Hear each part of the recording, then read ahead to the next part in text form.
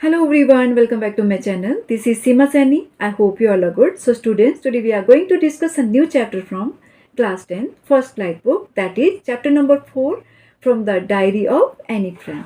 So first of all, we'll discuss main characters of this chapter, then introduction and detailed summary. Okay, so let's start with the main character. First character, Annie Frank, the author of the diary. Okay, second character, Margaret Frank, Annie's older sister. Fourth character, Otto Frank, Annie's father. Okay. Fifth character, Edith Frank, Annie's mother. Sixth character, mathematics teacher. Okay. So now introduction of this chapter. This lesson is an excerpt from Diary of a Young Girl or the Diary of Annie Frank. Okay. इस chapter diary of young girl और the diary of Anne Frank से लिया गया एक छोटा सा excerpt है. Excerpt में small part. Okay. It is an autobiography that was first published in 1947. ये चैप्टर एक ऑटोबायोग्राफी है जो 1947 में पब्लिश हुई थी. In this Anne expresses her thoughts in a diary which was gifted to her on her birthday 13th birthday. Okay. इस chapter में वो अपने थॉट्स को एक्सप्रेस करती है. ठीक है. और ये डायरी उनके 13th बर्थडे पे उनको गिफ्ट दी गई थी. She name the diary Kitty, और वो अपनी डायरी को किटी नाम देती है. Which she consider as a only true friend, और वो डायरी को अपना ओनली ट्रू फ्रेंड मानती है. She mentions about her childhood, her family and lot other things that she told no one else. Okay. वो इस डायरी में mention करती है अपने चाइल्डहुड को, अपनी फैमिली को और दूसरी अदर थिंग्स को भी. ठीक है. जिसके बारे में कभी भी उसने किसी को भी नहीं बताया था. Now detail summary of this chapter. In this lesson Annie talks about being lonely and having no one to talk to despite being surrounded by family and around 30 people whom she called her friends. Okay? तो इस chapter में any बात करती है अपने loneliness के बारे में. ठीक है. और उसके पास कोई भी बात करने वाला नहीं था. डिस्पाइट बीइंग उसके पास उसकी फैमिली थी एंड नियर अबाउट 30 पीपल उसके अराउंड थे जिनको कोई वो अपना फ्रेंड बोलती थी. लेकिन इसके बाद भी उसके पास ऐसा कोई नहीं था जिससे वो बात कर सके. Thus she takes the decision of writing her feeling in a diary. इसलिए वो डिसीजन लेती है कि वो अपनी सारी फीलिंग डायरी में लिखेगी. It is unusual for her to write in a diary but she is really in need of a true friend. Okay. तो डायरी में लिखना उसके लिए अनयूजुअल था, but she is in need of a true friend. लेकिन वो need में थी, उसको एक ट्रू फ्रेंड चाहिए था. Okay. The she decide to name her diary Kitty and unlike other people she is not going to mention just facts in it. Okay. और वो डिसाइड करती है कि अपनी डायरी को किटी नाम देगी. ठीक है. और उसके बारे में अनलाइक दूसरे लोगों से बात करने के बजाय वो अपनी डायरी से बात करती है. अपनी डायरी में हर चीज़ को मेंशन करती है. She is not going to mention just facts in it. ठीक है. और उसमें जितने भी फैक्ट्स थे वो किसी से भी उनको मेंशन नहीं करती थी. She starts with writing her background. ठीक है. और साथ में वो स्टार्ट करती है अपने बैकग्राउंड को लिखने के साथ, to make it easier to understand for every one who reads it later. ठीक है.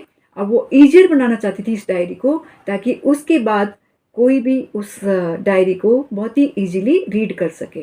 She describes a family early childhood one they all migrated her early schooling. Okay. और वो डिस्क्राइब करती है इसमें अपनी फैमिली को, अपने अर्ली चाइल्डहुड को, जब वो माइग्रेट करते हैं अर्ली स्कूलिंग के टाइम पे. After giving a brief account of her background, she comes to the present day where she tells us about the result day. Okay? So, ये अपने बैकग्राउंड का अकाउंट देने के बाद, ठीक है, वो अपने प्रेजेंट डे के बारे में बताती है. Okay. Where she tells us about the result day, जहाँ पे वो अपने रिजल्ट डे के बारे में बताती है. Everyone in the class is nervous about their result and boys are even making bets. ठीक है. इस रिजल्ट के बारे में क्लास में जितने भी थे वो सभी के सब बहुत ज़्यादा नर्वस थे. ठीक है. रिजल्ट के बारे में. लेकिन जो बॉयज़ थे वहाँ पे बैट लगा रहे थे. Any was quite sure about her self and her friends.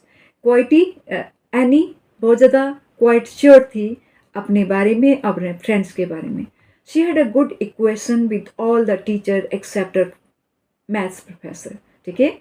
अपने मैथ टीचर को छोड़ के, अपने मैथ प्रोफेसर को छोड़ के सभी टीचर के साथ उनका बहुत ज़्यादा अच्छा इक्वेशन था. Who was constantly annoyed at her for having talking habit. ठीक है, उसके जो मैथ टीचर थे वो कॉन्स्टेंटली उससे अनॉयड रहते थे, नाराज रहते थे, क्योंकि वो बहुत ज़्यादा टॉकिंग हैबिट में थी. Thus, he started giving her punishment in the form of essays on weird topics such as chatterbox.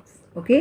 अब जो मैथ टीचर थे वो उसको पनिशमेंट देते थे इस फॉर्म में कि मीन्स उसको वो ऐसे लिखने को देते थे पनिशमेंट फॉर्म में, और वो टॉपिक बहुत ज़्यादा वियर्ड होते थे such as chatterbox. Okay, to which she replied with full wit. लेकिन उस चैटरबॉक्स टॉपिक को वो बहुत ही विट के साथ, बहुत ही मजाक में, ठीक है, ह्यूमरस वे में उसका आंसर देती है.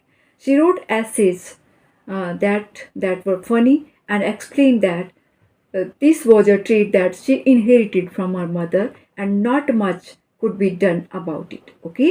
और वो एक्सप्लेन करती है कि ये जो ट्रेट था उसकी मदर से उसको इनहेरिट में मिला था. ठीक है, और वो इसके बारे में कुछ नहीं कर सकती क्योंकि वो उसके मदर का दिया हुआ वो ट्रेट था. She kept on giving her essays until she wrote a satire. Okay? So वो ऐसे लिखना जारी रखती है. ठीक है, उसके बाद उसने एक सैटायर अपने टीचर को लिखा. After that third and last assessment. ठीक है, जब उसकी लास्ट असेसमेंट थी, थर्ड ऐसे के बाद उसने वो लिखा. ठीक है, mister Keesing never pointing her out for talking. ठीक है, तो मिस्टर कीसिंग को लिखा कि कभी भी उसने ऐसा टॉपिक लिखा था कि मिस्टर कीसिंग उसके बाद कभी भी उसको पॉइंट आउट नहीं कर सके. So that's all for today. I hope you all have understood this lesson very well. Thank you. See you soon in my next video. Till then, bye. Take care.